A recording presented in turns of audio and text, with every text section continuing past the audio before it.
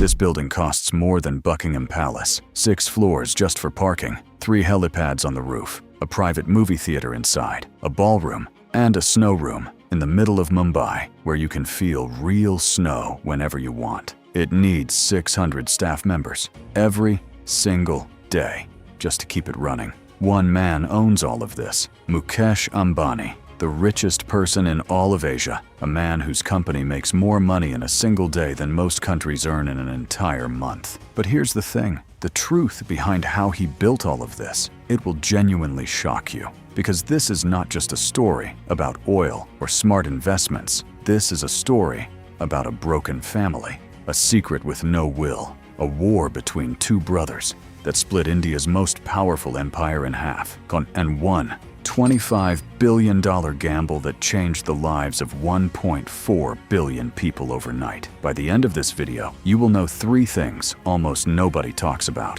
First, how a gas station in Yemen started one of the world's biggest empires. Second, how Mukesh's own brother became his biggest rival and ultimately lost everything. And third, the real reason Facebook, Google, and the world's biggest investors are pouring billions into one Indian company right now. Let me show you exactly how this happened. To understand Mukesh Ambani, you have to go back almost 100 years. Not to Mumbai, not to glass towers and private jets. You have to go to a tiny coastal village called Chorwad. In Gujarat, India, it is 1932. A baby boy is born into a very poor family. His name is Dhirubhai Ambani. His father is a school teacher. Some days there is not enough food on the table for the family to eat. By the age of 16, Dhirubhai drops out of school. He simply cannot afford to stay. So he packs a small bag, says goodbye to his family, and sails across the Arabian Sea to the port city of Aden, which is now Yemen, and gets a job at a gas station. He pumps gas, he sweeps floors, he earns almost nothing. But here is what nobody tells you. Dhirubhai does not just pump gas. He watches, he studies, he learns how oil is priced, how traders negotiate, how money flows from one part of the world to another. He's getting a business education that no university could ever give him, and it costs him nothing but attention.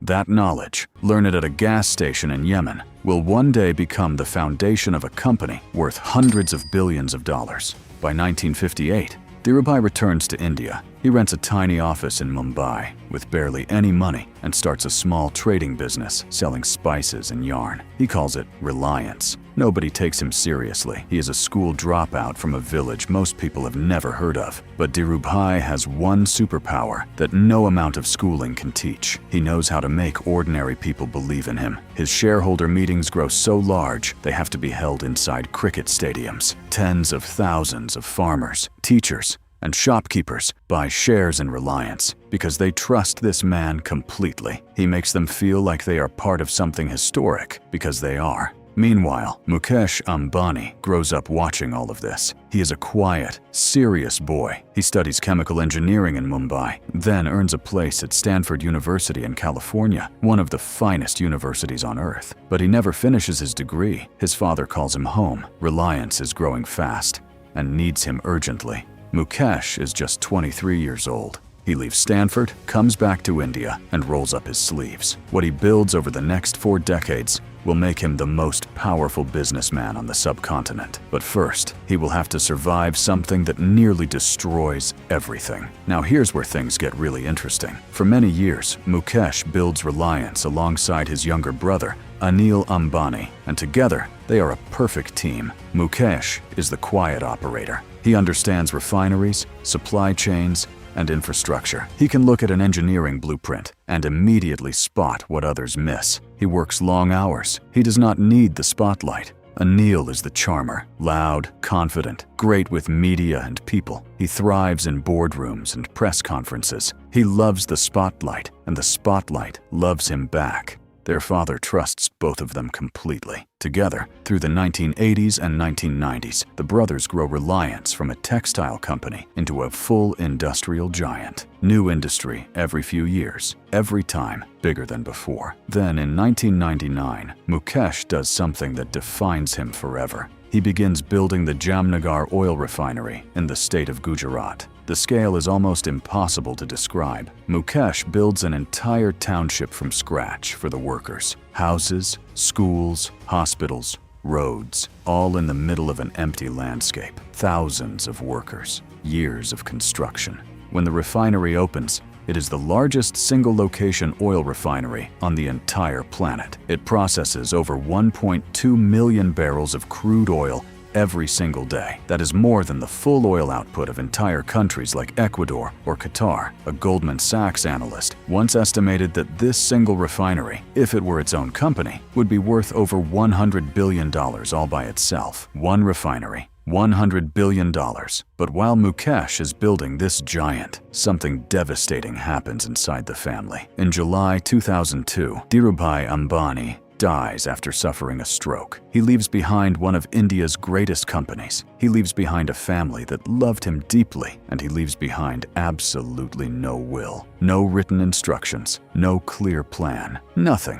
Two brothers who spent 20 years building the same empire must now figure out how to divide it. And they cannot agree on anything. By 2004, the battle between Mukesh and Anil is front-page news across India. Accusations fly publicly, court cases are filed, phone calls are reportedly recorded. The ugliness of it shocks the entire country. Their mother, Kokilaban, eventually steps in personally to force a peace deal. In 2005, the brothers split Reliance. Mukesh keeps oil, gas, refining, and petrochemicals. Anil gets telecom, entertainment, and financial services. India watches in disbelief. The family that built an empire together has split it in two. Most observers think the great Ambani era is over. They are about to be proven very wrong. But if you think that's crazy, wait until you hear this. After the split, Mukesh already controls the world's biggest refinery. His chemicals and oil businesses are printing money. Most businessmen in his position would protect what they have and enjoy the rewards. Mukesh does the exact opposite. He makes a bet so bold, so expensive, and so risky that even people inside his own company are quietly nervous. He decides to build a telecom company from absolute scratch. Not acquire one, not partner with one, build one from zero. And not just any telecom company. He wants to give every single person in India the cheapest mobile internet on earth. $25 billion committed before the company even opens its doors. The company is called Jio. When Jio launches in September 2016, it detonates like a bomb inside the Indian economy. Free phone calls, completely free,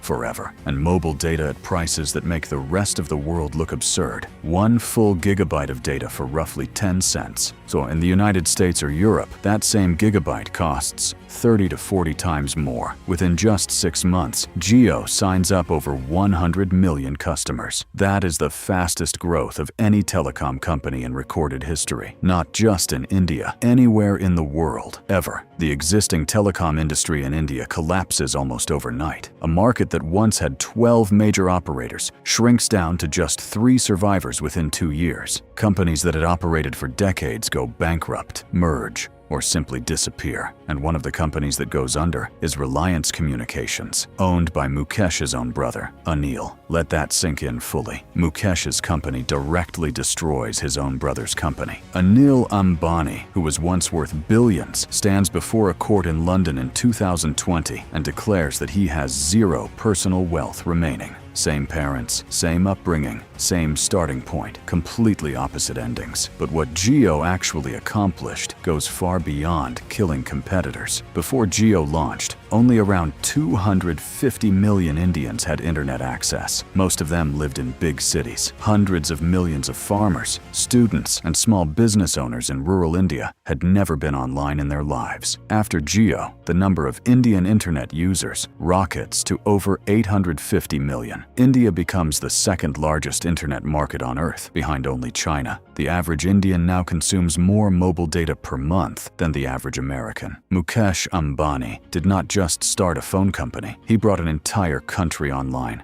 This brings us to the most shocking discovery of all. Here is what most people completely miss about Mukesh Ambani. Jio was never just a phone company. It was always the first piece of something far larger, a foundation, an entry point, the first domino in a chain that Mukesh had been planning for years. Look at what Reliance looks like today when you zoom out fully. Jio provides your phone network, 450 million subscribers, the largest in India. Jio Mart lets you order groceries and household goods online, competing directly with Amazon. Reliance Retail, with over 18,000 physical stores, is the largest retail chain on the subcontinent. Jio Cinema streams cricket, Bollywood, and Hollywood. Over 100 million people watched a single IPL cricket match on it simultaneously in 2023. And Reliance refineries produce the fuel that powers the vehicles and factories of the entire nation. One company, touching your life at every single point of the day. And when the world's smartest investors looked at this picture, they moved fast. In 2020, right in the middle of the COVID pandemic, when stock markets were crashing and businesses were shutting down globally, something remarkable happens. Facebook, now called Meta, invests $5.7 billion into Jio. Google invests $4.5 billion. KKR, Silver Lake, Abu Dhabi's sovereign wealth fund, all of them pour billions in within just a few months. Total raised in that single year, over $20 billion during a global crisis. Ask yourself why. Why would the biggest technology companies on earth rush to invest in an Indian telecom company during a pandemic? Because they understand exactly what Mukesh has built. Jio is not a phone company. It is the operating system for the world's fastest-growing major economy. It is the infrastructure that 1.4 billion people will depend on for commerce, communication, and daily life for the next 50 years. Facebook and Google are not investing because they are being generous. They are investing because they are scared of being left outside. Reliance today is worth over $230 billion. It contributes more than 2% of India's entire GDP from one company. Annual profits have crossed $8 billion, and it is still growing. So what does all of this actually mean? Here is the lesson that ties this entire story together. Dhirubhai Ambani had a saying he repeated throughout his life: build for the person who cannot yet afford your product, and serve the person at the very bottom first. If you solve their problem, everything else takes care of itself. That is the actual philosophy behind Jio's free calls and nearly free data. Mukesh was not targeting wealthy city professionals who already had iPhones and fast internet. He was targeting the 800 million Indians who had never been online, people who could not afford existing data prices, people the rest of the industry had written off as unprofitable. Build for them, and you build something that no competitor can take away from you. And here is the final twist that almost nobody knows. When Mukesh Ambani is asked in interviews who his greatest inspiration is, not a business strategy, not a role model, but the one person who shaped everything, he does not name a Silicon Valley founder. He does not name Warren Buffett or Jeff Bezos. He names his father, the school dropout from Chorwad who pumped gas in Yemen and came home to India with nothing but a dream and an unshakable belief that ordinary people deserved extraordinary things. A boy who sold snacks to pilgrims as a child to earn a few rupees, who swept floors at a gas station in Aden, who stood in a cricket stadium and made thousands of farmers believe their money was safe with him. Dhirubhai Ambani built an empire from nothing and handed his son the blueprint. Mukesh took that blueprint and quietly, methodically, without much noise, built something even his father could never have fully imagined. And by every single measure available today, he is just getting started. If this story surprised you, hit like right now. It genuinely helps this channel. Subscribe so you never miss a story like this, and drop a comment below. Which part shocked you the most? The Yemen gas station, the brother war, or the Jio master plan? I read every single one.